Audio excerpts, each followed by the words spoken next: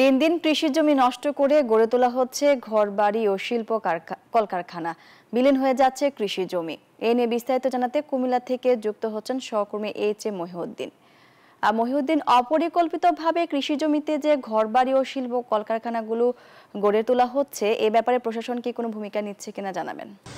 ধন্যবাদ মনি আপনাকে। আমি এই মুহূর্তে অবস্থান করছি ঢাকা চট্টগ্রাম মহাসড়কের আলেখার ছড় নামক এই স্থানে। এর পাশেই কিন্তু আমি যদি আপনাকে একটু দেখাতে চাই, আমার পাশেই এখানে কৃষি জমি যে বাম্পার ফলন হয়েছে, সেই বাম্পার ফলনের এই কৃষি জমিগুলো বিভিন্ন ধরনের হাউজিংগুলো এসে তারা বিভিন্ন ধরনের ইমারত নির্মাণ করছেন, যাহা অপরিকল্পিত। এবং এই কুমিল্লা হচ্ছে যে মিঠা পানি এবং বান্ডেল থাকলে প্রতি সেনমানিতে টাকা বাঁচবে। বিকাশ সেনমানি বান্ডেল কিনে জিতুন প্রতি লেনদেনে। কৃষি কাজের জন্য একটি উর্বরযোগ্য স্থান কিন্তু অপরিকল্পিত এবং নিজেদের নিয়ন্ত্রিত কিছু সিন্ডিকেট প্রাইভেট প্রতিষ্ঠান, যে প্রতিষ্ঠানগুলো আস্তে আস্তে এভাবেই ভরাট করেই এই কৃষি জমিগুলো কিন্তু তারা নষ্ট করে দিচ্ছে।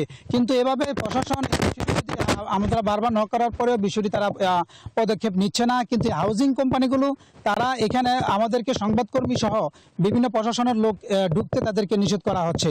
কিন্তু এভাবে যদি দিন দিন হাউজিং পরিকল্পনাবিহীন যদি এ ধরনের প্রতিষ্ঠান গড়ে তোলে, তাহলে দিন দিন এই কৃষি জমি এবং কৃষক পড়বে হুমকির মুখে।